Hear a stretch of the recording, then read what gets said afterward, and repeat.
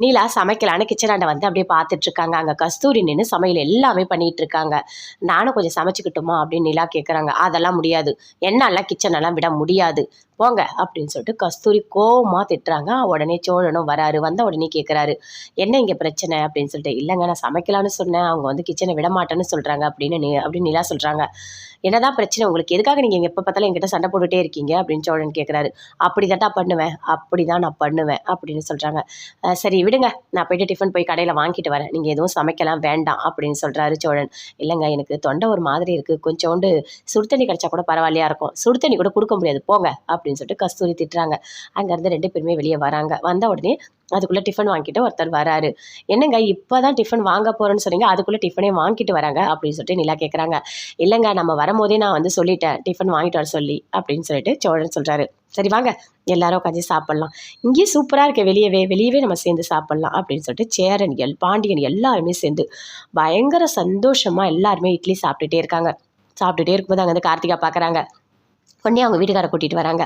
எனக்கும் இட்லி கொடுங்க அப்படின்னு சொல்லிட்டு கார்த்திகாவும் சேர்ந்து அவங்க வீட்டுக்காரர் சாப்பிட்றாரு. கார்த்திகா பார்த்துட்ருக்காங்க.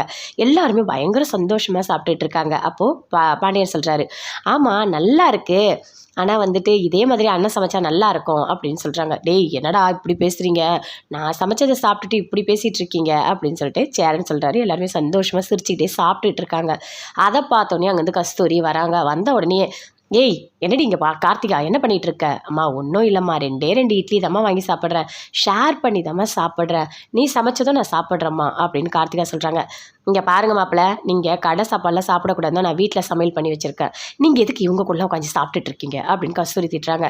அதெல்லாம் ஒன்றும் இல்லை அத்தை, சும்மா 2 இட்லி தான் சாப்பிட்றோம், ஒன்றும் இல்லை அத்தை அப்படின்னு சொல்லிட்டு அவங்க மாப்பிள்ளையும் சொல்கிறாரு. கஸ்தூரி அப்படியே கோவமாக போகிறாங்க. எல்லாருமே சாப்பிட்டு முடிச்சோடனே சந்தோஷமாக போயிட்டு படுக்கிறாங்க. படுக்கும் போது அங்கே நிலா வந்து ரூமுக்கு போகிறாங்க. பின்னாடி சோழன் அப்படியே ஓடுறாரு. ஓடி போயிட்டு, என்னங்க இந்த ரூம் வந்து பழைய ரூமு, நீங்கள் படுக்க நானும் வரட்டுமா அப்படின்னு கேட்குறாரு. அதெல்லாம் ஒன்றுமே வேண்டாம், நானே பார்த்துக்கிறேன் அப்படின்னு நிலா சொல்கிறாங்க. அதுக்குள்ளே பல்லவன் வந்து கேட்குறாரு, அவங்க சந்தா இருக்காங்களா, அவங்களையும் சேர்த்து நீங்கள் படுக்க வச்சுக்கோங்க அப்படின்னு சொல்லிட்டு. சரி அப்படின்னு நிலா ரொம்ப சந்தோஷப்படுறாங்க. ஆனால் சோழனுக்கு மட்டும் அப்படியே கோவமாக வருது. ஐயோ கடவுளே அப்படின்னு சொல்லிட்டு அப்படியே வந்து படுக்கிறாரு. எல்லாருமே சேர்த்து படுத்து தூங்கிட்டு இருக்காங்க. அங்கே வந்து பார்க்குறாங்க. வந்து கஸ்தூரி பார்த்தவொடனே, என்ன இது எல்லாம் இங்கே படுத்துட்ருக்காங்க அப்படின்னு சொல்லிட்டு அப்படியே ரூமை போய் தட்டுறாங்க. பார்த்தா அங்கே உள்ளேருந்து நிலா வராங்க. ஆமாம் என்ன நீ வந்து தனியாக ரூமில் படுத்துட்ருக்க, உன் வீட்டுக்காரர் அங்கே இருக்காரு, உன் வீட்டுக்காரர் நீ ஒன்றா ரூமில் படுக்க மாட்டீங்களா அப்படின்னு கேட்குறாங்க. ஆமாம் உங்களுக்கு என்ன பிரச்சனை, அவர் அங்கே படுத்தா உங்களுக்கு என்ன, நான் இங்கே படுத்தா உங்களுக்கு என்ன, நீங்கள் எதுக்கு தேவையில்லாத பேசிகிட்டு இருக்கீங்க, அங்கே மட்டும் அவ்வளோ சண்டை போடுறீங்க, இப்போ மட்டும் அப்படியே அக்கறையாக வந்து கேட்குறீங்க அப்படின்னு சொல்லிட்டு நிலா திட்டுறாங்க. இல்லை புருஷ பொண்டாட்டினா ஒன்றா தானே இருப்பாங்க, நீயே தனியாக இருக்க.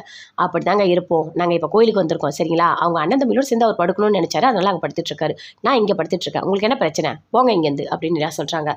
ஆமாம் உனக்கு வாய் தண்டி, உனக்கு வாய் தான், கொஞ்சம் நெஞ்ச வாயாக இருக்குது, உனக்கு என்ன வாயாடுறா பற்றியா, நல்ல நல்ல குடும்பத்தில் தான் வந்திருக்கா இவளுக்கு கரெக்டாக தான் இருப்பா அந்த குடும்பத்துக்கு அப்படின்னு சொல்லிட்டு அங்கேருந்து அப்படியே கஸ்தூரி போகிறாங்க. பயங்கரமாக சந்தோஷப்படுறாரு சேரன் சோழன் எல்லாருமே சேர்ந்து. ஆனால் சோழன் மட்டும் ஒரு செகண்ட் யோசிக்கிறாரு, ஐயோ இங்கே வந்து கூட நிலா கூட இருக்க முடியலையே அப்படின்னு சொல்லிட்டு. அப்போ அப்படியே பார்க்குறாங்க பல்லவன் எல்லாருமே. அண்ணன் எப்படி பார்த்தாலும் அண்ணியோட மனசில் இடம் பிடிச்சிடா மாதிரி தான் இருக்குது, எல்லாமே பார்த்து பார்த்து பண்ணுறாரு அப்படின்னு சொல்லிட்டு 2 பேருமே சேர்ந்து சந்தோஷமாக பேசிகிட்டு